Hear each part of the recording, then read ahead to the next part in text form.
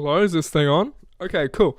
G'day ladies and gents, it is I, Nick Storm, the Australian icon, and I'm here to talk about Raw, the 18th of May edition. What a show it was, I will say. I thought this Raw was pretty good, but enough about me talking, let's just get into the show. Okay, so to open up the show, we have Randy Orton smack-talking Edge. And what does Edge do about this? Well, he comes out and he starts smack-talking back. And pretty much it just ends up in Edge accepting Randy Orton's offering to fight him at Backlash. And so I'm really excited for that match. Next, we received a video package of Seth from last week going insane, going absolutely ham on Rey Mysterio. Poor Rey Mysterio, am I right? He just got thrown off a building. Now he's like gouged his eye out. What's next? And then Seth's talking about something for the greater good, that Rey was actually a sacrifice. And then Humberto Carrillo. Has no one ever made that connection before? Because I do every week. But yeah, Humberto comes out and he starts going blah blah blah or something like that. I forgot what he said. And then it results into Humberto and Murphy having a match, and I actually thought the match was pretty good. It was very fun to watch. You know, it just kept me entertained the whole way through. So I like that. And then Murphy actually gets the victory over Humberto with a distraction from Seth Rollins, which kind of sucked. But then Alistair comes out and he starts beating the crap out of everybody. He's like bang, bang, bang, and making sure Humberto is all right. And then Seth Rollins just dips, just like he did in the backstage when Ray was getting his eyes. I don't know, Alistair and Murphy were fighting or something like that. So that was pretty funny. Next, we have a miniature segment, and it's King Corbin getting interviewed. And I actually really like King Corbin. His character is really funny. I'm not saying he isn't trash Corbin, because he definitely is, but he's just not that bad. Okay, next we had Charlotte Flair versus Ruby Riott, and it was an okay match, I guess. But I want to talk about the ad break. So in the ad, you can see it's an NXT advertisement, and they say Drake Maverick's name. What? Wasn't he just released? Like, what's the go with that? I don't know what's happening with that, but Drake Maverick's name was mentioned, I guess. But yeah, Charlotte ends up getting the victory. Then there's a really funny thing throughout the whole show with the Viking Raiders and Street Profits. It's like an axe throwing match.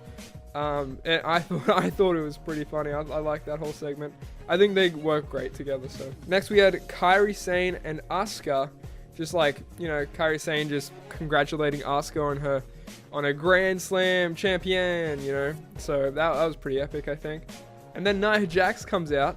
Why? For whatever reason. Go back home, please. Don't come out. And then Nia Jax comes out and yeah, basically just Asuka just kicks her ass. So well deserved. Good job, Asuka. So that's obviously a feud that's gonna happen. Next up we had R-Truth versus Bobby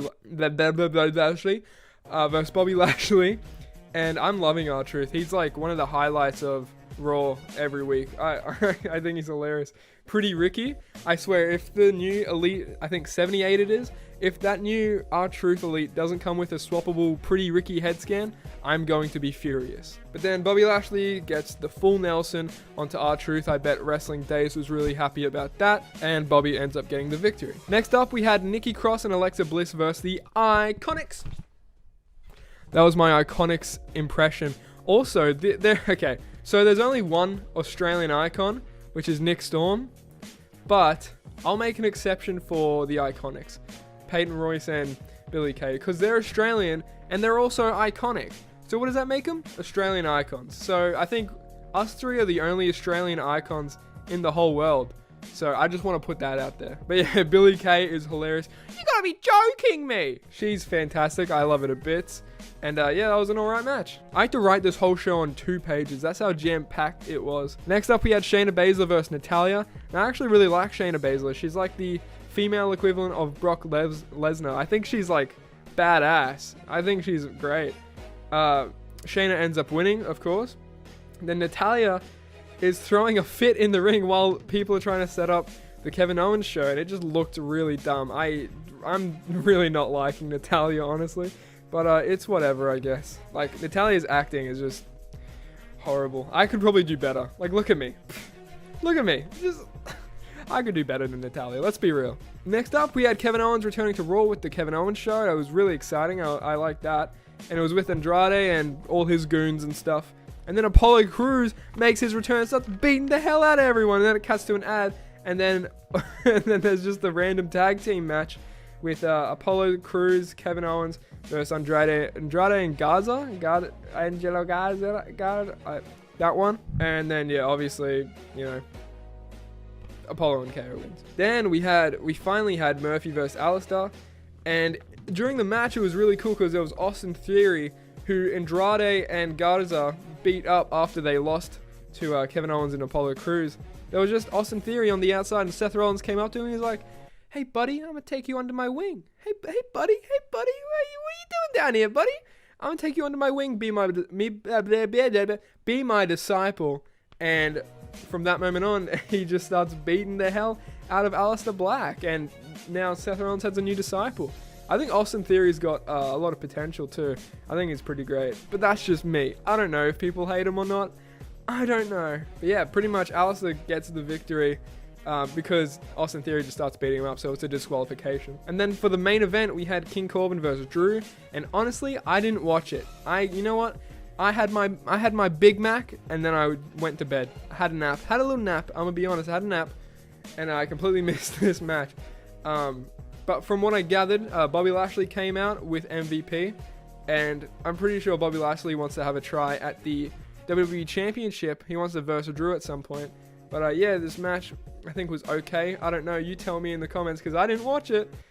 But yeah, Drew wins, obviously, duh. And then that was the show. So let me know what you think. I think I'm going to give this show, I'm going to say a 6.5 out of 10. I think it was better than SmackDown last week, but I don't think it was that great. Actually, you know what? I'm going to give it a 7. I'm even going to give it a 7 out of 10. How about that? So yeah, 7 out of 10 for me. Let me know what you thought of Raw in the comments. Make sure you like the video, subscribe if you haven't already, and I will see you on the next video. Bye-bye. Laters. Bye-bye. Bye-bye. Mixed on the Australian icon.